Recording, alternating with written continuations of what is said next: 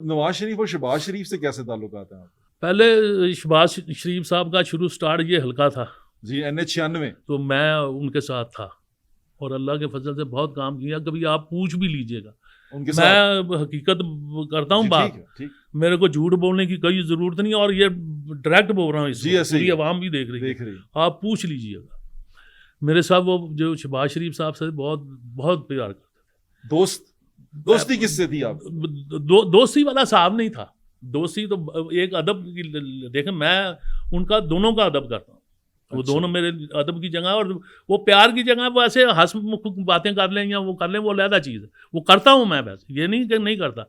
वो मेरे एक दोस्त थे, वो फौत हो गए हैं, उनका नाम था वो भोला अच्छा। गुमटी वाला। अच्छा, गुमटी बाजार से? हाँ अच्छा। अच्छा, आप भी हाँ जानते जी, हैं। मैं शहर अंदरून शहर का हाँ ही। बिल्कुल, तो मैं उसको रोक देता था, मैं क्या जान दे ना करे, अगर ऐसा अच्छा नहीं होता, मतलब एक टाइम होता है, हाँ जी।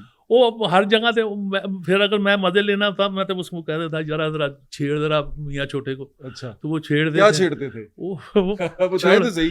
वो वैसे ही हंसते थे, उन्होंने कहा तुम केड़ा छड़ना है किसी को, पता अच्छा। बहुत बहुत ठीक है। अब ऐसी बातें, मतलब मैं उनको टोक देता था, क्योंकि ठीक एक दायरा होता है, जी, हर ठीक चीज़ है। का टाइम होता है।